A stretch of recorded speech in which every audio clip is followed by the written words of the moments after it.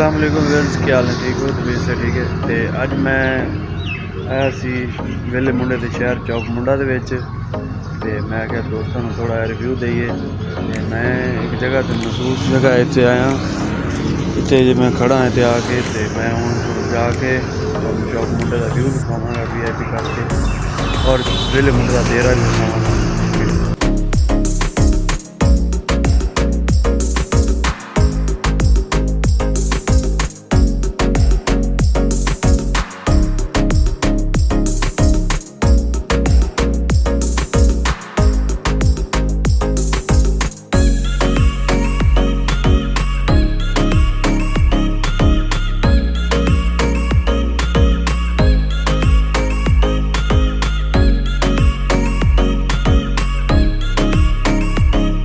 Finally पहुंच गए हैं वेले मुंडे के डेरे ते।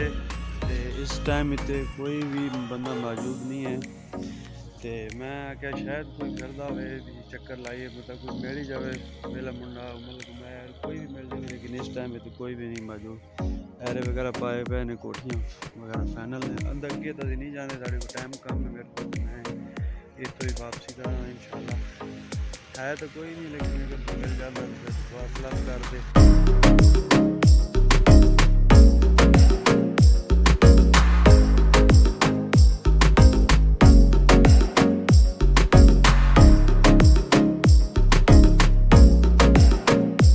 टाइम कढ़िया मैं क्या वेले मुंडे का डेरा वेख के आने, अगर कोई बंदा है उन्हें मिलते हैं। उत्ते ना कोई मिस्त्री सी, ना कोई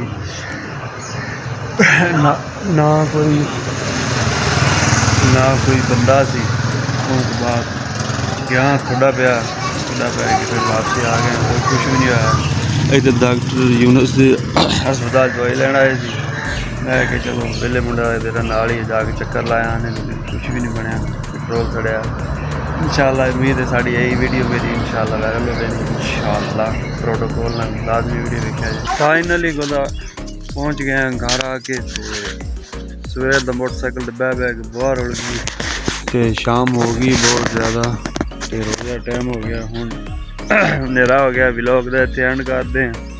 उसके बाद साढ़े चैनल सब्सक्राइब करो, वीडियो लाइक शेयर करो। उम्मीद है सारा व्लॉग तुम्हें अच्छा लगा अज का, तो साढ़े नाल जुड़े रहो। मुफ्त मंडो।